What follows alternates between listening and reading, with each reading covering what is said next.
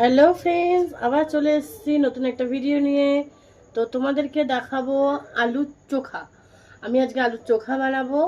তো কিভাবে বানাচ্ছি চলো দেখি। প্রথমে কড়াইতে তেল দিয়েছি, তেলটা গরম করেছি, করে তারপর এটার মধ্যে শুকনো লঙ্কা দিয়েছি। শুকনো লঙ্কাটা এই যে ভেজে রেখেছি, এই যে শুকনো লঙ্কাটা আমার ভাজা হয়ে গেছে, আলুটাও আমার সেদ্ধ করা হয়ে গিয়েছে। তো এখানে আমি এক বাটি পেঁয়াজ কেটে রেখে দিয়েছি কুচি কুচি করে। তো ওই পেঁয়াজটা আমি দেবো, আর আমি দেবো হচ্ছে তেলে এই হচ্ছে কালো জিরে। তা আমি ছোট্ট চামচের 1.5 চামচের মতো দিয়ে দিলাম কালো জিরে। আর দেব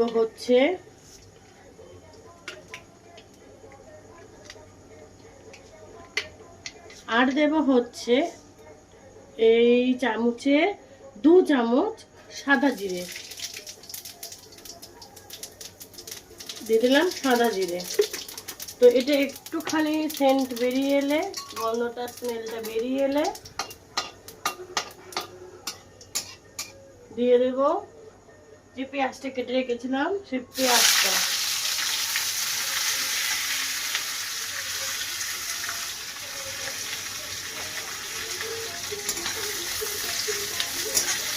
পেঁয়াজটা দিয়ে একটু নুন দিয়ে দেব।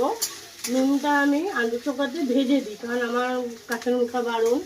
তো ওইভাবে আমি ভেজে দিই। আপনারা চাইলে নুনটা আলুতে দিতে পারেন মাখার সময়তে। আমি নুনটা একেবারে ভাজার সময়তে পেঁয়াজে দিয়ে দিই। যদি কম বেশি হয়ে যায় আমারটা সরিয়ে রেখে বাদ বাকিটাতে দিয়ে দিই। এতে নুনটা যদি পেঁয়াজে দিই, এতে কি হয়, পেঁয়াজটাও তাড়াতাড়ি হয়ে যায়, মজে যায়, আর ভাজাটাও তাড়াতাড়ি হয়ে যায়।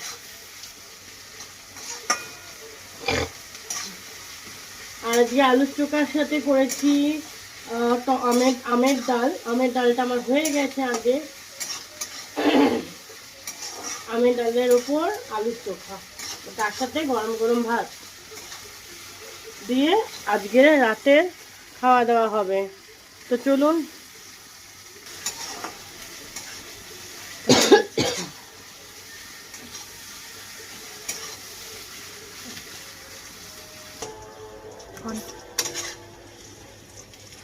তো দেখতেই পাচ্ছেন আমার পেঁয়াজটা গোল্ডেন করে ভাজা হয়ে গেছে। এর থেকে বেশি আর পেঁয়াজটা ভাজবো না, তাহলে পুড়ে যাবে, তাহলে এটা পোড়া পোড়া তেতো তেতো লাগবে খেতে।